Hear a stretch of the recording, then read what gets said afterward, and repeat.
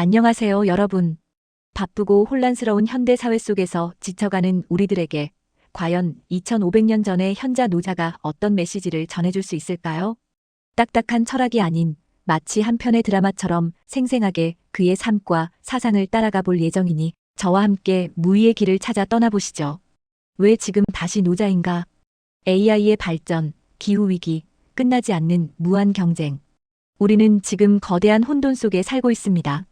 끊임없이 더 많은 것을 소유하고 더 높은 곳으로 오르라고 세상은 우리를 재촉합니다. 그러나 우리는 정말 행복한가요? 이 모든 것들이 과연 우리를 평화로운 삶으로 이끌어주고 있을까요? 현대 사회가 직면한 이 질문들에 2500년 전 노자의 지혜는 놀랍도록 명확하고 강력한 해답을 제시합니다. 속도를 늦추고 비우고 자연의 순리에 귀 기울이는 삶.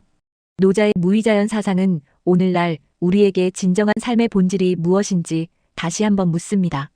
제1부 혼돈의 시대, 거인을 잉태하다 노자가 태어난 시기는 주나라의 권위가 땅에 떨어지고 수많은 제후국이 난립하던 춘추시대 말기였습니다. 전쟁은 끊이지 않았고 백성들은 고통받았으며 기존의 질서는 무너져 내렸습니다. 이 혼란의 시대 속에서 역사의 거대한 물줄기를 바꿀 한 인물이 태어납니다. 노자의 출생에는 신비로운 전설이 얽혀 있습니다. 어머니 뱃속에서 80년 혹은 800년을 머물다 태어났다는 태상노군 이야기부터 그가 사실은 이이라는 평범한 이름의 인간이었다는 역사 기록까지 신화와 역사 사이를 넘나들며 우리는 노자라는 인물의 신비로운 베일을 벗겨볼 것입니다. 젊은 노자는 주나라의 도서관 책임자인 수장실 사서로 일하게 됩니다. 그곳에서 그는 당대의 모든 지식과 역사, 수많은 왕조와 영웅들의 흥망성쇠 기록을 접하게 됩니다. 권력과 명예가 얼마나 허무하고 덧없는 것인지 그는 수많은 고문서 속에서 이미 깨닫고 있었을 것입니다. 그리고 마침내 노자에게는 역사적인 만남이 찾아옵니다. 당시 젊고 야심찬 사상가였던 공자가 노자를 찾아와 예에 대해 묻는 유명한 일화입니다. 세상을 인위적인 예법과 질서로 바로잡으려 했던 공자와 모든 인위적인 것을 거부하고 자연의 순리를 따르려 했던 노자. 두 거장의 사상적 충돌은 우리에게 깊은 통찰을 던져줍니다. 오늘 영상이 흥미로우셨다면 다음 편도 놓치지 않기 위해 좋아요와 구독, 알림 설정 부탁드립니다. 여러분의 관심이 저에게는 큰 힘이 됩니다. 제2부 도 물처럼 흐르다 노자의 사상은 한마디로 물과 같다고 할 수 있습니다. 그는 최고의 선을 물에 비유하며 상선약수의 지혜를 설파했습니다. 물은 만물을 이롭게 하면서도 다투지 않고 언제나 가장 낮은 곳으로 흘러갑니다. 그렇게 모든 것을 포용하며 결국 가장 강력한 힘을 가지게 되는 물의 속성 속에서 노자는 다투지 않는 부쟁의 철학을 발견했습니다. 그의 철학은 또한 비움의 미학이었습니다. 우리는 흔히 무언가를 채워야만 가치가 있다고 생각합니다. 그러나 노자는 말합니다. 텅 빈 그릇이기에 무엇을 담을 수 있고 뚫려있는 문과 창문이 있기에 쓸모가 생겨나는 것처럼 비워냄으로써 비로소 채워지는 역설의 진리를요. 현대인의 소유욕과 끊임없이 채우려는 강박에 대한 날카로운 경고이기도 합니다. 진정한 알미란 무엇일까요? 노자는 아는 자는 말하지 않고 말하는 자는 알지 못한다고 말했습니다. 수많은 지식을 쌓는 것보다 언어의 한계를 넘어 내면의 깊은 깨달음을 얻는 것이 진정한 지혜임을 그는 강조했습니다. 그리고 노자는 무위의 정치를 역설했습니다.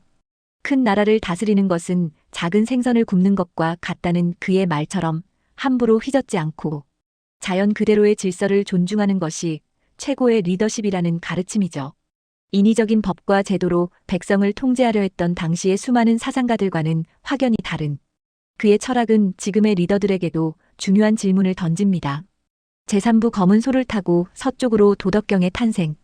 끝없는 혼란과 부패의 염증을 느낀 노자는 마침내 모든 것을 내려놓고 은거를 결심합니다. 주나라의 직위, 명성, 그리고 인간관계까지 모든 것을 뒤로하고 호련히 낙양을 떠나 서쪽으로 향하는 그의 여정은 담담하면서도 비장하게 펼쳐집니다. 그리고 국경 관문인 함곡관에서 그는 한 인물을 만납니다. 관문직이 윤희입니다. 윤희는 서쪽으로 떠나려는 노자를 알아보고 간곡히 가르침을 청합니다. 떠나려는 자와 붙잡으려는 자의 운명적인 만남. 이 만남이 없었다면 우리는 노자의 위대한 사상을 온전히 만날 수 없었을지도 모릅니다. 윤희의 간곡한 청에 못 이겨 노자는 며칠 밤낮에 걸쳐 자신의 평생의 깨달음을 5천여 자의 함축적인 언어로 응축해 글로 써내려갑니다. 그것이 바로 인류의 위대한 유산, 도덕경입니다. 글을 쓰는 노자의 내면, 독백과 그가 살아온 세월의 회상이 교차하며 오천자 속에 우주 만물의 진리가 담기는 순간이 극적으로 펼쳐집니다.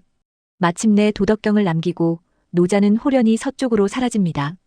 그의 마지막 행방에 대해서는 수많은 가설만이 존재할 뿐입니다. 마치 한편의 신비로운 전설처럼 그는 역사 속에서 안개처럼 사라져 영원한 여운을 남깁니다. 제4부 영원한 메아리 삶의 지침이 되다. 후대의 영향과 현대적 해석. 노자는 사라졌지만 그의 사상은 인류의 역사 속에 영원히 메아리쳤습니다. 그의 가르침은 민중의 삶에 깊이 뿌리내려 도교라는 종교로 발전했고 한나라의 황로지약, 위진 남북조 시대의 현악 등 국가 통치 철학과 예술, 문화 전반에 지대한 영향을 미쳤습니다. 노장 사상은 동양 정신 세계의 거대한 한 축을 형성했습니다. 놀라운 점은 그의 지혜가 동양을 넘어 서양까지 닿았다는 것입니다. 톨스토이, 헤르만 헤세 같은 대문호들부터 애플의 창업자, 스티브 잡스까지 수많은 서양의 위대한 인물들이 노자의 사상에서 영감을 받고 자신의 삶과 철학에 적용했습니다. 그의 지혜는 인류 보편의 진리였던 것입니다. 에필로그 당신의 돈은 무엇인가? 결국 노자의 가르침은 나다운 삶의 길을 찾는 여정입니다. 세상의 기준과 욕망이 아닌 자기 자신의 본질에 귀 기울이고 자연의 순리를 따르는 것. 이 혼란의 시대 속에서 진정한 마음의 평화를 얻고 싶다면 노자가 걸었던 무위의 길을 따라가 보는 것은 어떨까요? 당신은 어떤 삶을 살고 싶으신가요? 당신의 돈은 무엇인가요? 이 장대한 노자 이야기에 함께해 주셔서 진심으로 감사합니다. 오늘 이야기가 여러분의 삶에 작은 깨달음과 지침이 되었기를 바랍니다. 앞으로도 더 좋은 콘텐츠로 찾아뵙겠습니다. 오늘 영상이 유익하셨다면 좋아요와 구독, 그리고 댓글로 여러분의 생각도 남겨주세요. 다음 영상에서 만나요.